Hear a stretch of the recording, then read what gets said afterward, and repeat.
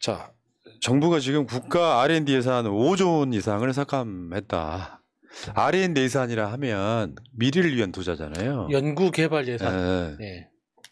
근데 저걸 저렇게 삭감해버리면 그만큼 우리 발전은 더 될 수밖에 없다. 그러니까 윤석열의 기조는 뭐냐면 성과 없는 거는 예산 삭감한다 이런 건데 어떤 경우 성과가 10년, 20년 지나야 나오는 경우도 많잖아요. 그러니까 대한민국 그 국가 예산에 R&D라는 항목이 편성된 이후로 처음 있는 일입니다. 그것도 국가적으로 경제가 파탄이 나거나 뭐 국가 부도 나가지고 경제가 갑자기 어려워져서 그런 상황에서도 R&D 예산은 계속 늘려왔었거든요. 근데 국가 경제가 뭐 망한 것도 아니고 대한민국에 어떤 큰 변고가 생긴 것도 아닌데 갑자기 이렇게 R&D 예산을 삭감한 건 대한민국 R&D 예산이 생긴 이래로 처음 있는 일이어가지고 충격이 큰 거죠. 저 그래프 한번 보세요. 아까 보여드렸던 증가율 그래프하고는 다른 개념이죠. 저런 방식으로 금액이 쭉 올라가는데 저렇게 떨어진 건 저것이 맞죠, 저것이. 그러니까 우리나라 R&D 예산 목표는 그러니까 GDP 대비 5% 이게 이제 그걸 목표로 계속 이렇게 편성을 해왔거든요. 그러니까 이게 우리 국가가 성장한다면 R&D 예산도 떨어질 수가 없는 거예요. 그렇기 때문에 국제사회에서도 R&D 능력이나 예산 편성하는 그 의지에 대해서는 항상 칭찬을 해왔습니다. 이거요. R&D 예산 삭감 후폭풍 한번 보겠게요. 이게 문제예요. 진짜 중요한 건. 25개 과학기술 분야 정부 출연 연구기관 인재 활용 빨간불.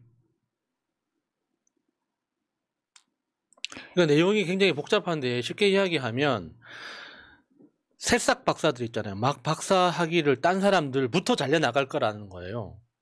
이건 단순히 그러니까 인력 인건비를 아낀다, 이렇게 뭐 일자리가 사라진다 이런 개념이 아니라 그 한 사람 한 사람이 다 박사 학위를 가진 사람들이에요. 그 1,200명, 1,500명 정도로 이제 그 삭감될 거라고 이야기하는 그 사람들이 1,200명이라면 1,200개의 그 주제가 사라진다는 뜻이에요. 그 디테일로 한번 보자고요. 실제로는 디테일이 어떻게 되는가. 현재 25개 출연연 연수직 인력은 박사 후원 연구원 1,087명, 학생 연구원 3,089명, 인턴 715명. 그래서 이제 4,891명인데 이 중에서 전체 1,200명을 감원을 하겠다라고 이야기를 한 거예요. 근데 지난번에 R&D 이제 그 삭감할 때 이야기를 했을 때도 이거 굉장히 무서운 게 인력 감축부터 시작할 거다라고 했었는데 무서운 거는 석박사뿐만 아니라 대학생 인원까지 줄인다는 겁니다. 그래서 지금 월 평균 학생 인건비 예상 지급액을 보면요. 월 평균 이제 학사, 석사, 박사까지 모두 포함해서 그리고 이게 이제 대상이 증감이 전부 다 마이너스 지금 빨간색으로 그렇지, 보이는 거잖아요. 그러니까 학사 808명, 석사 1477명, 박사 1216명 이런 식으로 전부 다 숫자를 줄이겠다라고 하는 게 진짜 무서운 거예요. 그러면 진짜 골 때리는 거죠. 그러니까 저게 얼마나 심각하냐면 우리나라 국내 학자들만 비판하는 게 아니라 세계 3대 과학 저널이라고 부르는 그 사이언스지, 네이처지, 셀 이런 곳에서도 이례적으로 한국 정부의 R&D 예산 편성에 대해서 기사를 냈습니다. 비판 기사죠, 당연히. 그러니까 한국은 국제사회에서도 R&D 분야에서 굉장히 모범적인 어떤 그 태도를 취해 왔는데 이런 식으로 그러니까 R&D 예산을 삭감을 해버리면 이 후폭풍은 향후 5년, 10년을 간다는 거예요. 한국의 과학기술 능력이 굉장히 독특한 게 뭐냐면 예를 들어서 학회에 전 세계 학자들이 가입을 할 거잖아요. 근데 한국 학자들의 비중은 1% 미만이지만 영향력이나 어떤 권위는 10%가 넘는다는 거예요.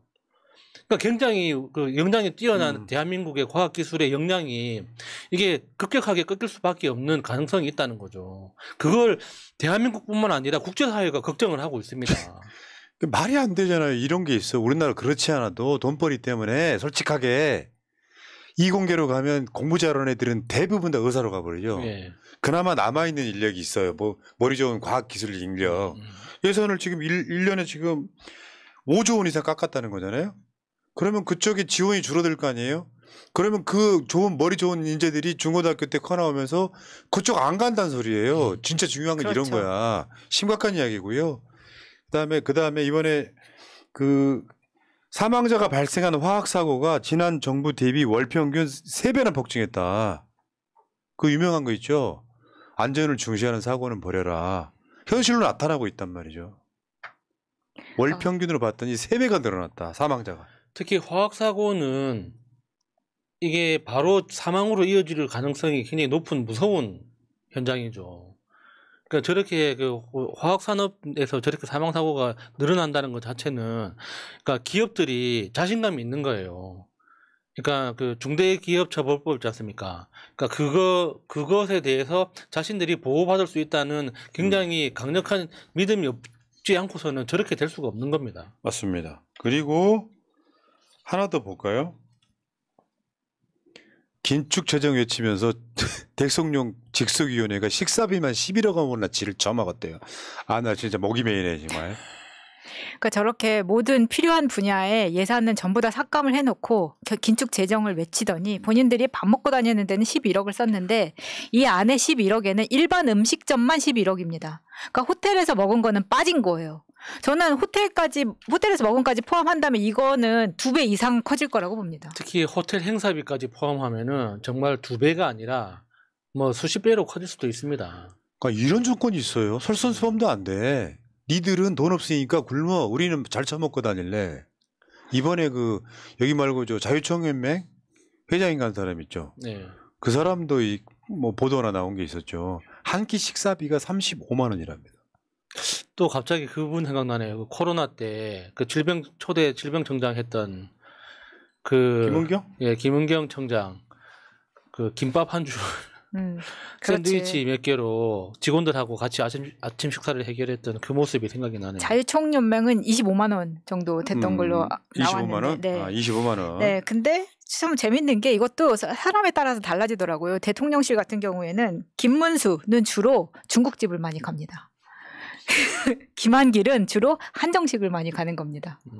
이런 식으로 본인 이제 스타일 따라 쫙 나눠지는 거예요. 근데 저는 이거 다시 한번 조사를 들어가 봐야 된다고 보는 게 11억에서 지금 호텔이란 이런 거 특수한 업종 빠졌다고 했잖아요. 이거 다 합쳐서 봐야죠. 그러네. 네, 호텔 특히나 훨씬 더 많이 들어갔을 거라고 봅니다. 그다음에 국군을 행사를 엄청 크게 하려고 하다 보니까 돈이 모자라가지고 사무용품 예산을 끌어다 썼다 이 보도도 나왔어요. 참 진짜 뭐 이런. 그러니까 얼마나 급하게 했는지 아시겠죠. 지난번에 왜 이거 행진 나올 때 볼 줄 아는 사람들, 그러니까 군대 갔다 오신 분들은 이거 왜 이렇게 팔다리가 안 맞아? 이런 이야기 진짜 많이 나왔거든요. 그러니까 준비 기간 충분히 없이 예산도 만들어지지 않은 상황에서 다른 예산을 지금 전용했다는 게 왕창 나왔다는 거 아니에요? 냉정하게 팔다리를 맞추면 안 됩니다. 팔다리를 맞출 정도로 훈련을 하잖아요. 그러면 부상자들이 엄청 많이 나와요. 그게 관절과 근육에 부담을 엄청 주거든요. 그러니까 차라리 그렇게 팔다리가 안 맞았다는 건 우리 병사들이 건강하구나. 그런 반증이기도 합니다. 또 그런 건 안 맞는데 벽돌 깨기 뭐 이런 또 60년대 훈련은 또 하잖아요. 그렇게 했었는데 지금 전용액을 보시면 전용액 전체 뭐 17억 3천만 원. 그중에서 사무용품 구입비까지 전용한 게 14억 원. 직책 수행 경비하는데 2억 원 빼고. 저 직책 수행 경비 저게 그거잖아요. 저 하사관들 그 근무의 수당 그거 아닙니까? 대단합니다. 그런데다가 이것만 한 게 아니라 전용 예산 사용한 것 중에 행사 대행 용역 거의 10억 원, 그리고 해외 참전 용사 후선 초청 7억 4천 뭐 이런 것들을 다 전용해가지고 썼다는 거죠. 그러니까 이번에 국군의 날 행사가 어마어마하게 돈을 쏟아 부었는데 윤석열 입맛에 맞추려다 보니까 쓰면 안 되는 돈이잖아요. 사실은 사무용품 군대도 사무용품 예산이 있을 거 아니야. 그렇죠. 그거 갖다 써버린 거예요. 하루를 위해서. 근데 비왔잖아요. 그러니까 이게 뭐 잘 안 돼. 재수가 없는 거예요. 재수가 없는 거예요. 그다음에 이번에 잼버리 뒷수습한다고 고교 취업 장려금 예산 35억 갖다 쓴 것도. 저것도 제가 알기로는 고교 취업 장려금이 그 현장 실습 나가는 학생들한테 지원하는 돈이라고 알고 있는데. 참 어처구니없네. 가뜩이나 현장 취업 나가는 고등학생 아이들이 위험한 직군에서 일을 하거나 그래서 사망 사고도 있고 그랬었잖아요. 근데 그럼에도 불구하고 저 예산을 끌어다가 저렇게 막았다는 게 너무 안타깝습니다. 그래도 잼버리를 갈 수 있는 애들은 가정 형편이 좀 되는 애들이 가는 건데 고교생 취업 장려금까지 뽑아가지고 저걸 저렇게 써야 되나요? 그것도 저게 뒷수습도. 아마 여가부 예산일 거예요. 여가부 예산. 여가부가 저걸 뒷수습해야 되잖아요. 막 관광버스 막 빈차로 왔다 갔다 해버렸고. 네. 대학교 기숙사 쓰고 막 그런 돈을 갖다가 여가부 예산에서 고교 취업 장려금을 갖다가 쓰는 거죠. 그러면 고교 취업 관련한 실제적인 정부의 활동은 줄어들면서 취업도 힘들어지겠죠. 악순환이 계속되고 있는 겁니다. 미친 정권이 아니냐 이런 생각이 들어요. 잼버리 다 까먹었지 지금 벌써. 그러니까요. 기본상으로는 몇 년 전에 있었던 일 같아요. 쉬지를 않네 진짜. 잼버리 이야기 좀 더 하려고 그랬더니 저쪽에 뭐가 또 터졌어. 그러면 거기가 막 달려가는 거야. 연병하네 진짜. 보세요. 이 엄청난 무능을 어떻게 할 거냐고요. 근데 일반인들은 저거 잘 몰라요. TV에도 안 나와 저런 뉴스는. 안 나옵니다. 모니터링 하고 있는 애들 1번. 대통령실에서 모니터링 하고 있는 애들 1번.